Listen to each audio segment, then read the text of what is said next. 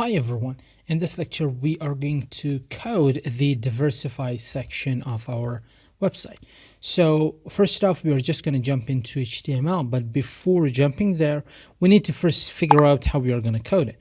So this is the Diversify section. We have some content on one side and we have an image on the other side.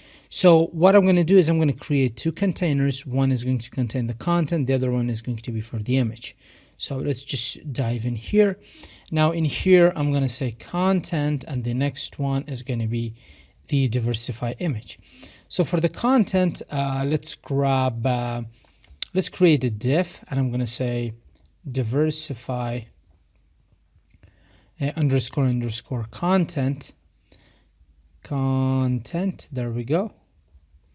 And within here, let's take a look at what we have. So we have a title, a paragraph, and a button. Seems simple enough. So I'm going to create an H2. This is going to be the content title. And I'm going to just paste it here, and I'm going to say title, diversify your portfolio. There we go. So this is the title. Next up, we have the paragraph, which I'm going to call it para, and I'm going to say lorem 10. And after that, we have that button or an anchor element. Well, it depends. I'm just going to create an anchor element, and it is going to have a class. So I'm going to say class. This is going to be -- link, and I'm going to say read more. There we go. So let's save that. Let's take a look at our changes. If I come down here, so here is our content. We need to style it, of course. And in the other container, we just have an image. So within the image, I'm just going to provide some space there.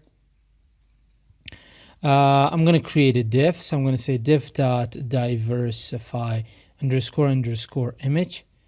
There we go. And within here, I'm going to grab the image tag or image element, and I'm going to go within the images folder. And from there, I'm going to grab the diversify.png. And I'm just going to call it Diversify. Let's save that, and let's come in here and let's take a look at that. So this image is gigantic. That's why we are ending up with a horizontal scroll bar. When we fix the size of the image, the scroll bar is going to go away.